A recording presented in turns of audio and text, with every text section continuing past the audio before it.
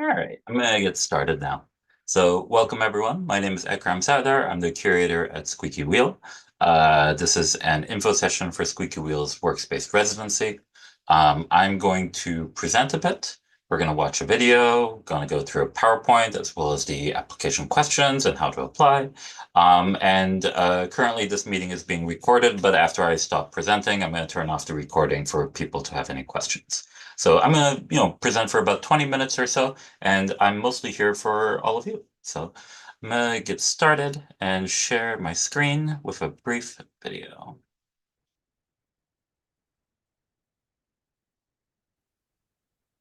Okay, so yeah, overall, can I pull up my bio? Sure, do you want me to pull up That's your really a bio? hard question.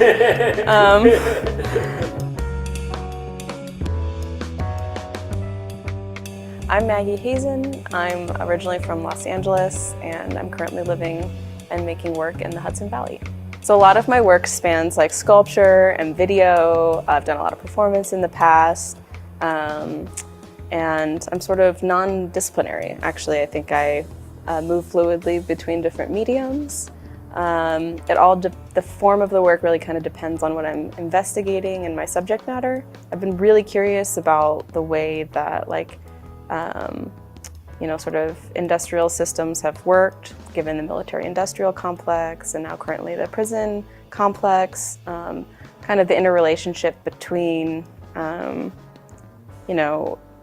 how to find, so thinking about ways to disarm these sort of complex, deep-seated cultural institutions that have sort of been ingrained, into the soil of our landscape. So visually and metaphorically, I'm always aiming to find ways to create a transformation. So these are works in response to these aerial views of prison structures. They're called thresholds. They're collages with different printouts, but it's all from these sort of Google Map views, because I felt like the system is watching you, well, I'm going to sort of watch it as well. Or even like a transcendent experience in a space that was, typically used for violence and oppression. So how do we find ways of liberating, how do we find ways of liberating spaces? So that's what I'm doing currently with my work within the prison institutions in New York State. But yeah, I also come from a sort of theological background. So I'm always trying to investigate how spirituality also connects with our physical spaces. And I think it's that spiritual energy that helps drive me to find ways to disarm those oppressive spaces. I'm currently working on a project called Night Moth. It's a working title, and it's a sort of an experiment in collaboration with formerly incarcerated youth that I was working with from 2019 to 2023, actually. She was released about 6 months ago. And while she was incarcerated, we shared a sketchbook during the pandemic and built a fantasy around her avatar character. So the project is documentary based, and it's both a fantasy and a documentary at the same time. And I imagine it moving into a couple different forms, a website installation, a possible multi-channel video installation, as well as like a traditional or more formal documentary. So that's what I'm working on. I didn't know exactly what I was going to work on while I was here, but I think being here, I spent a lot of time working with Danielle and recording audio and filming just sort of the day in and day out of her life right now, and sort of what it's like 6 months after being released from a correctional facility. I saw a lot of, just gaps in the system through this experience. Stuff that I would love to, stuff that needs to change. Mostly just spending a lot of time working with Danielle and helping her through this transitional period as she's, sort of forced to get an apartment from her parole officer, and not have enough money to afford the apartment because she has a record. So trying to find ways, like, just more of a fly on the wall, kind of observing how hard the system makes it for anybody to kind of re-enter society after being incarcerated. So yeah, it's a pretty big struggle. So for my Skillshare, I led a workshop around just 2D animation in Photoshop. We had a really great turnout of students, and everyone turned a blob into something. Yeah, what was it? I don't know. We just turned a blob. We turned blobs into cool objects. It's just been great being here and having the space to work at Squeaky. Yeah. Yay!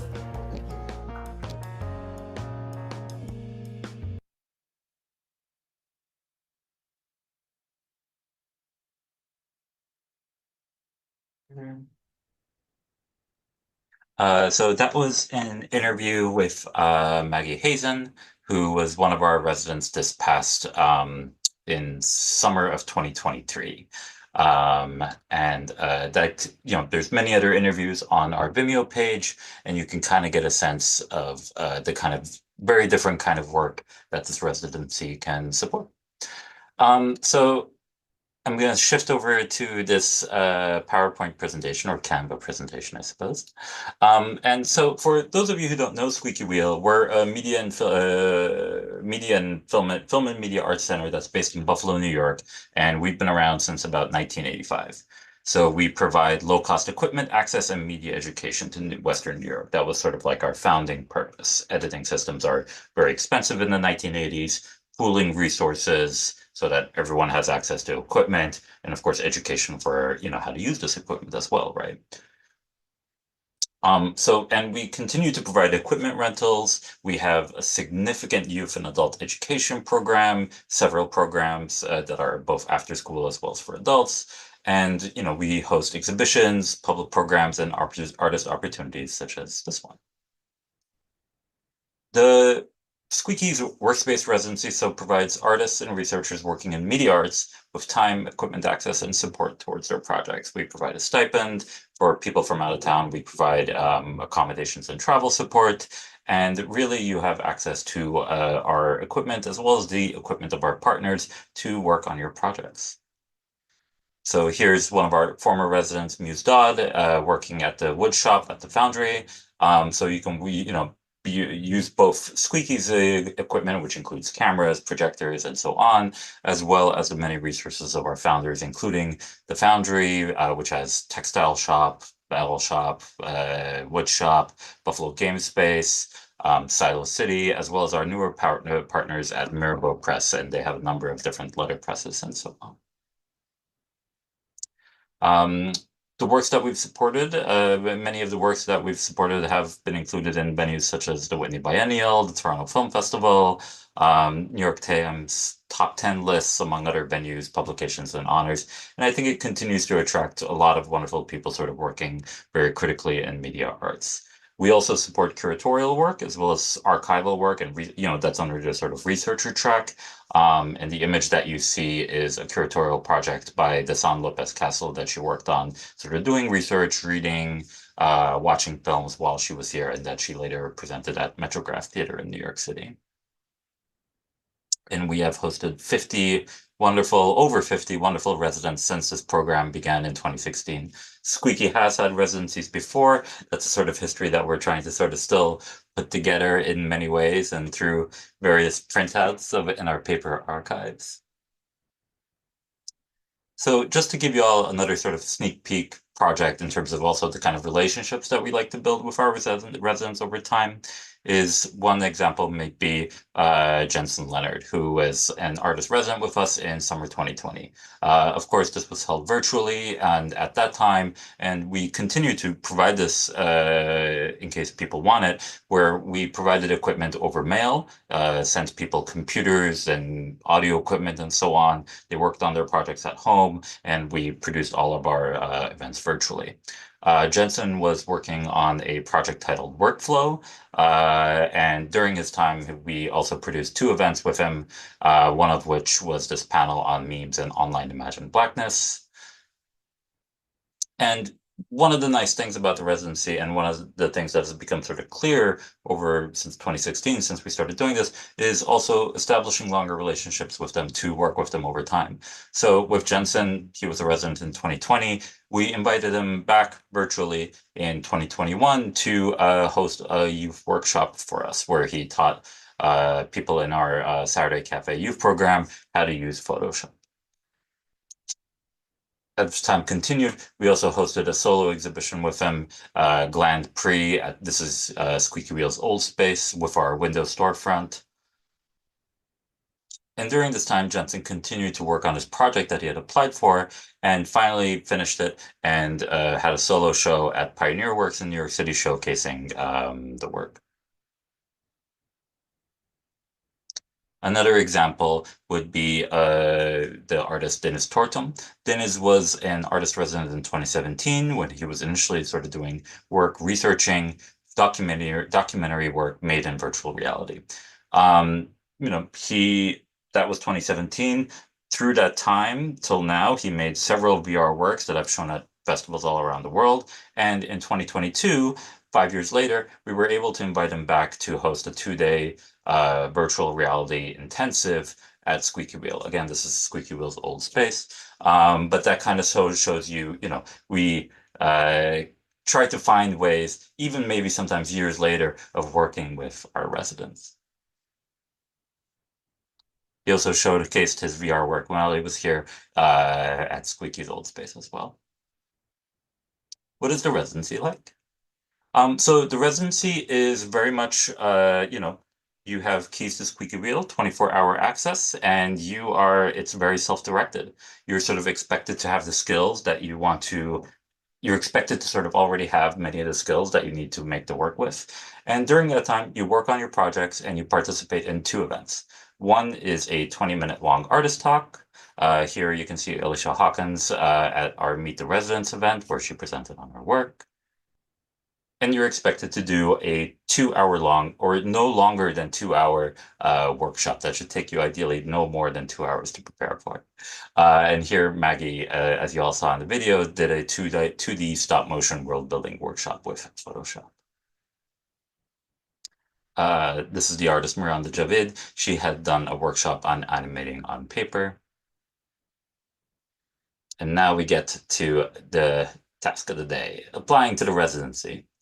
So we are in 2 hours, we'll be opening the application form for the Spring 2025 residency, which will take place between April 4th and 19th, and it's going to last about 2 weeks.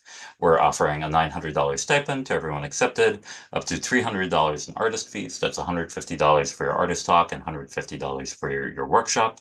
Accommodations for people from out of town, travel support for non-local residents, and for everyone, an optional thing that you can click on is $900 for financial assistance for childcare, disability support, elder support, and so on. The deadline to apply is in about a month, Friday, October 25th, and we hope to notify everyone on December 20th, 2024.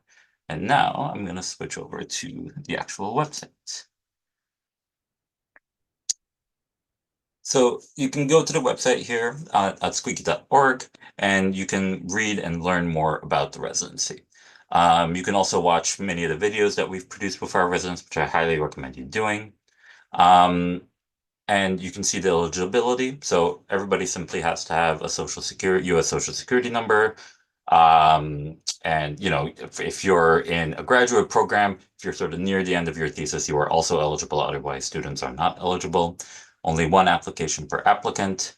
And local residents based here in Buffalo who've had a residency or solo exhibition have to wait a period of 2 years, and non-local applicants have to wait a period of 5 years before applying again. And that's simply to be able to, have give everyone the opportunity to be part of it. Squeaky Wheel staff and board members may not apply. However, contract employees, teaching artists, and so on may apply. So for the spring residency, you can apply under two tracks. The artist residency, so that's for everybody working on films, videos, virtual reality, game development, media arts overall, sonic works, as well as the researcher residency. So that's artists, scholars, archivists. Something happened to my Zoom there for a second. Okay. I it's okay. Media arts practices and curatorial projects. And yeah, as said, it's self-directed. If you're out of town, we aim to provide everyone for private room at a nearby Airbnb. And yeah, you are during this time, you do a 20-minute long artist talk and a 1.5 hour long workshop or lecture. And while residents are here, I try to make, one or two sort of events and field trip type things that we do together as well. And if you're interested in learning more about our partners, you can sort of link them over here as well.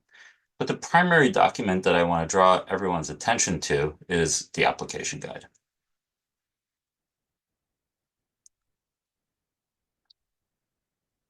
And this will tell you both how our panels select or the instructions that we give to panelists, the equipment list so you can see what kind of work you can make, as well as the very critical Skillshare planning tool,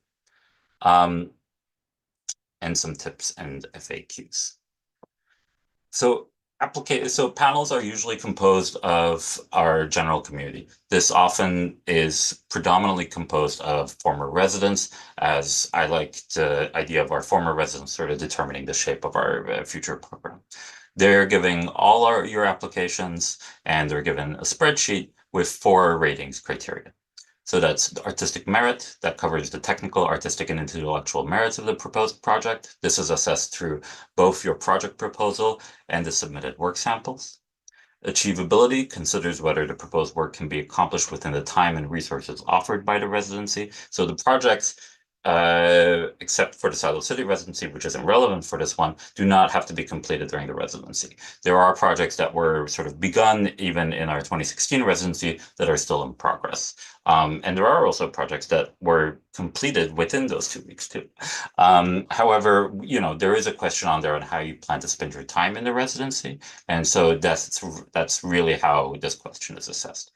What do you plan to do within this short span of time here? Potential covers the possible life the work of art will have upon the completion through exhibitions, publications, presentations, festivals, and or the applicant's own goals for the work. Again, this is processed through both the project proposal and the submitted work samples, and the Skillshare proposal. So that covers the feasibility of their Skillshare proposal and its value to the community. Panelists spend about 20 minutes rating each project proposal. So that's usually about 10 minutes for the work samples and 10 minutes for the actual application. And then they submit their sheets to me, which sort of provides a guide for them to discuss their shortlist and make their final recommendations for the residency. We review their final shortlist, which is ranked and for feasibility, and then we contact the successful applicants. Panelists agreed to keep all applicant names and information confidential, agreed to notify me of any conflict of interest, and we define conflict of interest as family members, current or past co-workers, and so on. Common questions that panelists have discussed include how and will the project benefit from this residency? So in the sense of does this project utilize equipment and or specific things about Squeaky Wheel or being in Buffalo that are specific to this residency? I think I have seen panels make this argument like, wow, but this project really, it's supposed to be in Buffalo. This is really one of the only opportunities available to them. Or, Squeaky Wheel has the perfect set of equipment for them to be able to accomplish this project. Or, the time offered by the residency is really perfect for this project based on their general needs and so on and so forth. What is the relationship of the artist in regards to the communities or subject matter that is part of their work?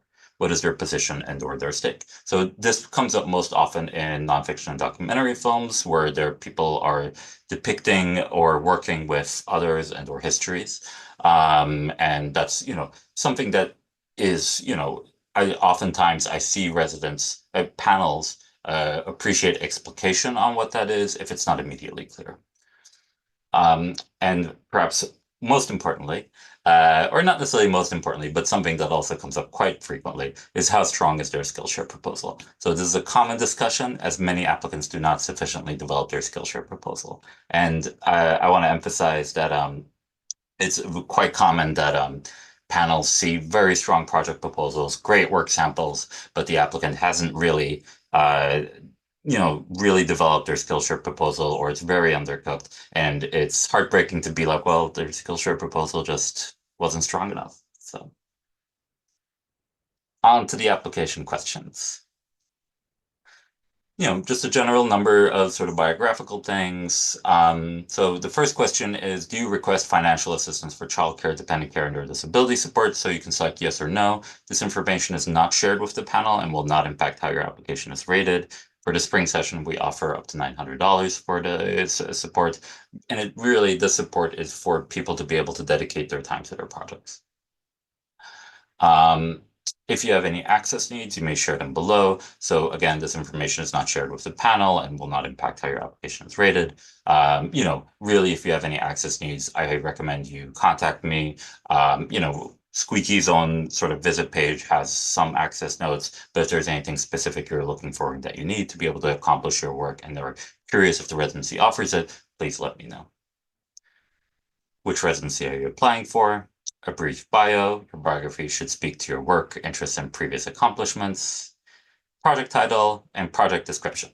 So generally speaking, the residency has attracted and sort of continues, I would say panelists tend to continue to support artists who are making challenging and critical inquiries to media art. Residents have worked on nonfiction films, video games, curatorial research, critical essays, experimental film, media art installations, performances, sound work, and much, much more. For artist residents, obviously include what are the technologies that you're using, and what is the eventual presentation going to look like? What is the work about? How does your project speak to it? The histories and or communities with which your work engages, and your own goals for making it. For researcher residents, include a topic which you're addressing, as well as in what form that research will culminate in. Will it be a curatorial proposition? Will it be scholarly work, archival work, and so on? And we're going to skip the Silo City residents because, again, that's only for the summer residents. Please propose a Skillshare workshop or seminar that you will present as part of the residency, approximately 300 words. So the class cannot take longer than 2 hours, and we have a brand new Skillshare planning section in the application as well that we're going to get to. How do you anticipate utilizing your time at Squeaky Wheel? Just a tentative plan. The spring residency is a 2-week residency, and we generally expect residents to work approximately 25 to 30 hours per week on their projects. It's a brief amount of time. You'll get in if you're from out of town, and it'll take you a day or two to get just get accommodated to everything. But some words like, okay, like the first couple days, I'm going to try to do this, second couple of, and so on. Some people are very detailed, some people are not. Really, it's whatever you think makes most sense for you in a sense. Please provide links to portfolios, videos, or other online examples of your work. And of course, always provide passwords for password protected sites. They should speak to your skill, artistic focus, and relevance to the proposed project as much as possible. So if your proposed project requires or depends on specific skills that are not included in the work samples, I think that's something that's worth sort of touching briefly on in your project proposal. Of course, for all your work samples, double check all your links in a private window and make sure that they're accessible until the notification date. So that's December 20th. I also highly recommend directing us to specific examples of work you would like the panel to examine when possible, as opposed to just like, here's my website. So which workspace facilities do you anticipate using? So that's like a checkbox where you can select who you're interested in working with. Excuse me. And referring to the equipment list, which you are below, you can list some equipment that you plan to tentatively use. And if you're applying as a researcher, let us know what your resources you would need to conduct your work. Is it academic library access, and so on. Note also where the facilities and gear you foresee using is located. And I want to make sure that everyone is also aware that all listed equipment and facilities are subject to availability, and some facilities, such as the Foundry's Metal Workshop and so on, may require mandatory training or supervision. And please provide either two names, emails, or phone numbers of references, or a resume or a CV, whichever you prefer. And here you can see a equipment list, sort of broken down by facility. So Squeaky's lab includes Macs, very high, fiber internet. Our video production equipment includes Sony FX6 cameras and a variety of projectors and sound equipment. Buffalo Game Space includes like green screen, VR headsets, 3D printers, a Kinect, various controllers. The Foundry includes the Tech Lab, Textile Lab, Metal Shop, Wood Shop. Um, and Mirabeau Press includes a number of sort of like hand press and relief printing and screen printing and so on and so forth.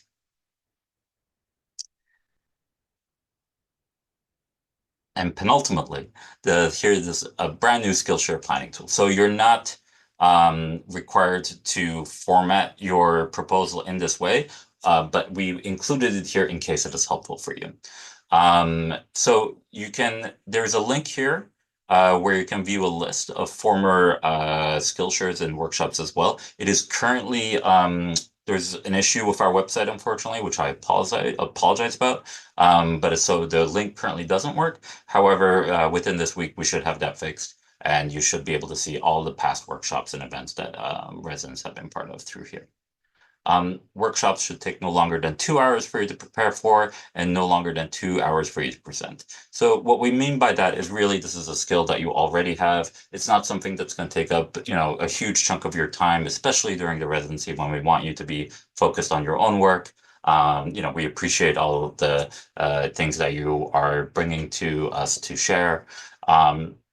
And we can provide any available equipment that we already have, as well as some general art materials. And we can also make sort of modest material purchases requests on a case-by-case basis. So like if you want everyone to have like a little journal or something of that nature.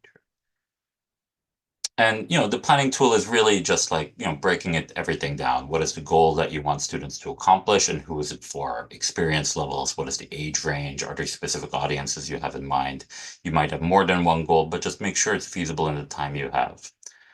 What will students do? And it's like very literal, right? Like break down all the elements, estimating roughly how much time each will take. So that's introduction to an icebreaker, for example. What is VR? That's about 45 minutes, as well as work samples, a little break, so on and so forth.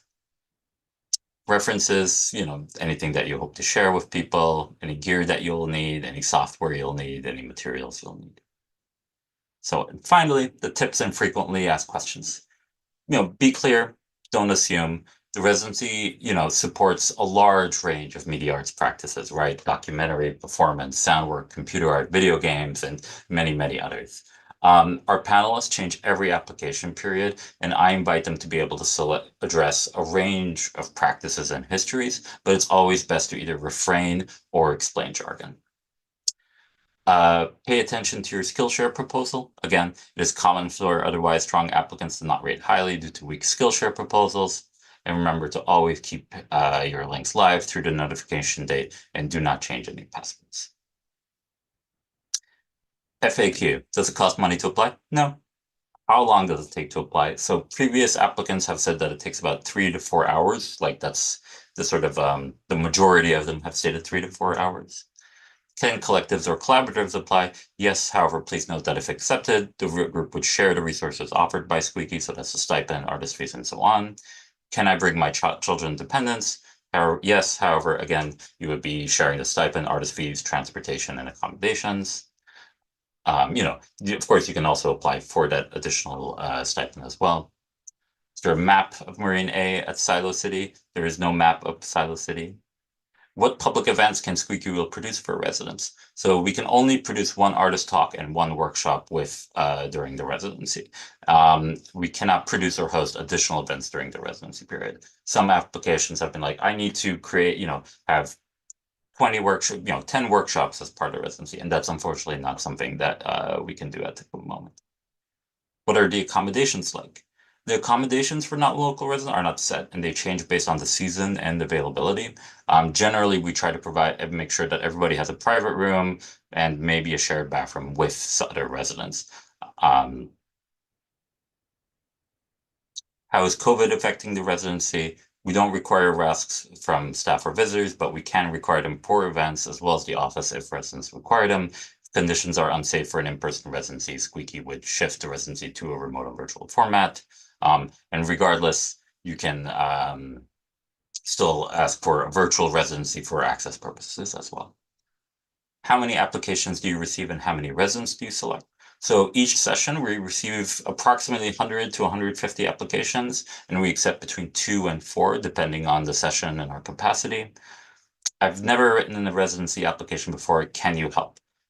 So I want to highly recommend this wonderful guide, as well as this resource by the folks at Rivet on how to apply to things. I've benefited greatly from their work. Squeaky Wheel has greatly benefited from their work. They are primarily a artist opportunity listing website, and I'll show them in another tab as well.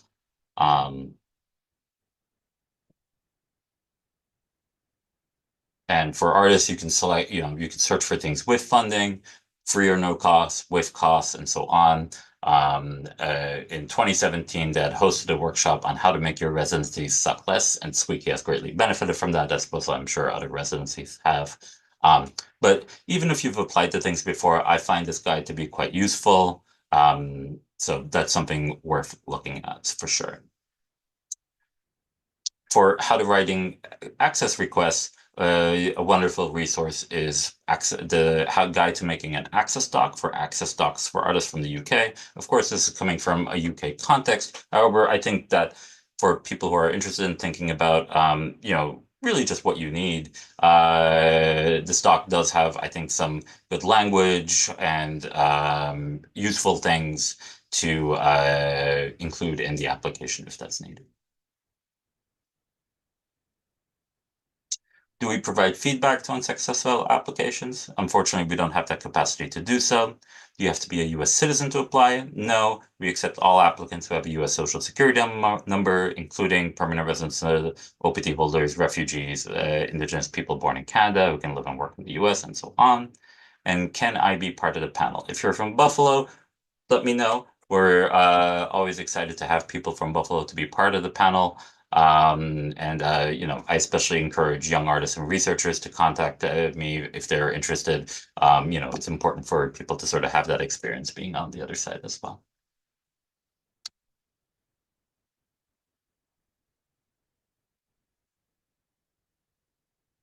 And that is pretty much my application. One other new thing that we have is you can book a feedback meeting with me. If you want to go over your application one-on-one. The slots are filling up, so just FYI.